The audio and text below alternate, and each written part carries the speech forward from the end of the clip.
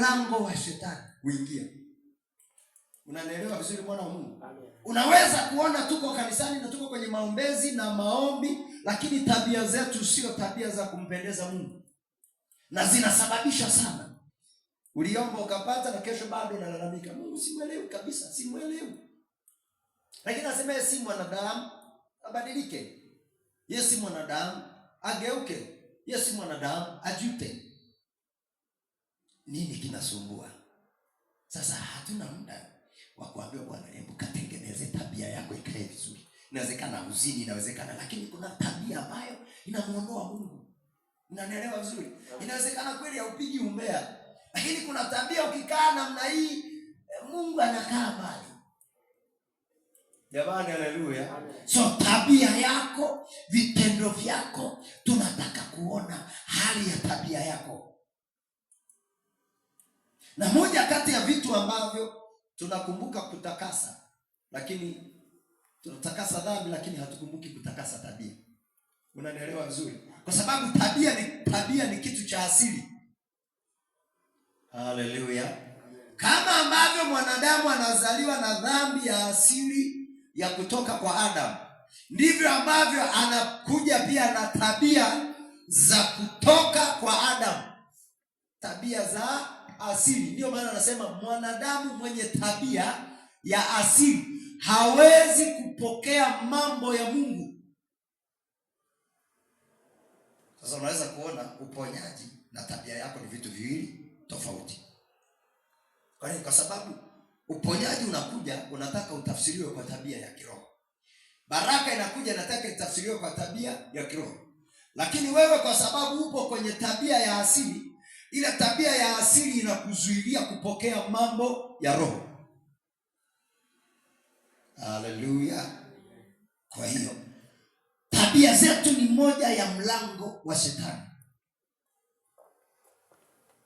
Tabia zetu ni moja ya vifungo hatari sana kwenye maisha yetu. So uponyaji wa kiungu unategemeana na tabia yako. Mungu atembee na wewe, unategemeana na tabia yako mbele za Mungu. Mungu akuamini kukukabidhi vitu vingi, inategemeana tabia yako. So anza kuombea na kurekebisha tabia zako ili Mungu ajifunue kwenye maisha yako. Anza kubadilika kwenye tabia yako ili Mungu aanze kuzungumza na wewe. Anza kubadilisha tabia ulio nayo ili Mungu abadilike pia kwako. Jamani, haleluya. Amen. Kama hautabadilisha tabia yako, Mungu hatabadilisha tabia yake kwako. Umenisikia vizuri? Kama hautabadilisha tabia yako, Mungu hawezi kubadilisha tabia yake kwako. Mnanielewa vizuri wana wa Mungu? Jamani, haleluya.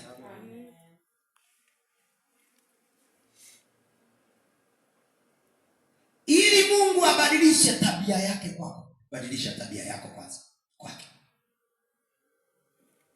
Jamani, haleluya. Nyie mna watoto. Mtoto asiye mwaminifu kuna tabia ambayo unamuonyesha. Si ni sawa? Kuna namna unakaa naye, hata unavyoongea naye unajua kabisa huyu kichwani hakipo.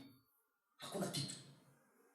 Kwa namna unavyo muonyesha tabia, umuonyeshe upendo kama wengine. Kwa nini kila saa unakuwa mkali kwake? Kwa nini? Lengo lako ni ili abadilike. Yaani kama inawezekana abadilike, sio kwamba umpendi. Kuna tabia uwezi ukamuonyesha kwa sababu unajua nikimuonyesha tabia za upendo akinikaribia atanipiga.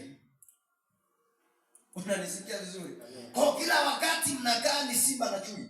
Kila wakati ni uongee naye kwa utaratibu, unaongea naye kwa kumkoromea. Kwa nini? Unajua kabisa huyu tabia yake sio nzuri. Jamani, haleluya. Kuna mtoto chumbani humruhusu kuingia. Ila kuna mtoto unamwamini. Ingia mwanangu, wewe ufanyage usafi chumbani. Unamwamini kabisa, deki pale. Ataingia, atadeki, atafanya kila kitu, umemruhusu.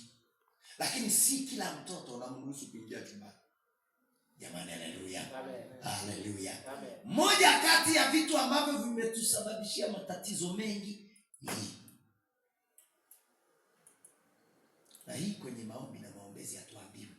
Na kama kuna vitu tunahitaji kupona kanisa la Mungu tuambiane ukweli. Ukipona kwenye tabia, muujiza utakaa. Unanielewa vizuri? Sababu kanuni ya muujiza unataka ukae ili utembee nao. Unapotoka kanisani tabia yako ni nini? Unapokuwa nje ya kanisa tabia yako ni nini? Unapokuwa nyumbani kwako tabia yako mbele za watoto wako. Bwana Yesu asifiwe. Amen. Hivi naelewa watu wengine wanashinda ndoa kwa sababu ya tabia. Yaani anashindana na mume kwenye tabia tu. Na hataki kubadilika, anaona yeye ndio yuko right kabisa. Yaani akoseaje? Hapo aliposimamia ndo amesimama na hataki kusogea na hataki hawataki kuambiwa chochote. Mimi msimamo wangu bwana. Haelewi kinachompa kusimama pale ni tabia. Jamani, haleluya. So tukiamua kubadilisha tabia zetu, Mungu atabadilisha tabia zake kwetu.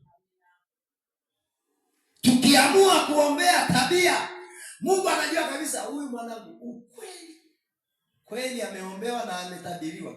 Lakini sasa akitoka nje ya kanisa tu muujiza haupo.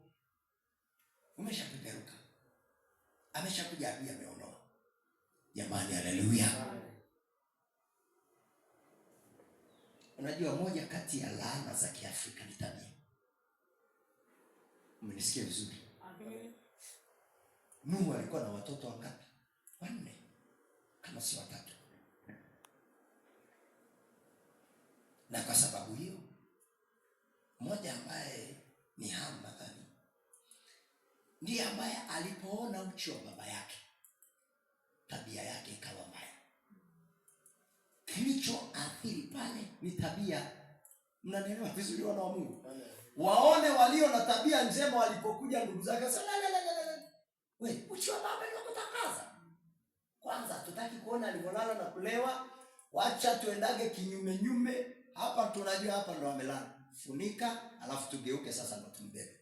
Lakini jamaa ametoka, ungeweza kumuuliza wewe ni mlevi, umechanganyikiwa.